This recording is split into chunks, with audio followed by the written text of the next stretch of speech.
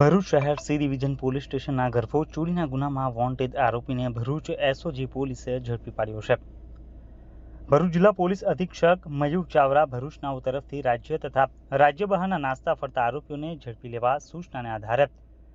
Police inspector એ ચૌધરી નાઓએ પોતાની ટીમને ATS charter મુજબની કામગીરી તેમજ નાસ્તા ફરતા આરોપીઓને પકડવા સૂચના આપતા એસઓજીની ટીમ ભરૂચ શહેર વિસ્તારમાં પેટ્રોલિંગમાં હતી। તે દરમિયાન હેડ કોન્સ્ટેબલ નરેશભાઈ અંબારામભાઈ નાઓને મળેલ બાતમીના આધારે ભરૂચ શહેર સી ડિવિઝન પોલીસ સ્ટેશનના ઇપીકો કલમ 457, 380 તેમજ 114 મુજબના ગુનાના વોન્ટેડ આરોપિત હસમુખભાઈ મદનભાઈ મારવાડી રહે અયોધ્યાનગર ઝુંપડપટ્ટી તાલુકા જિલ્લા ભરૂચનાઓ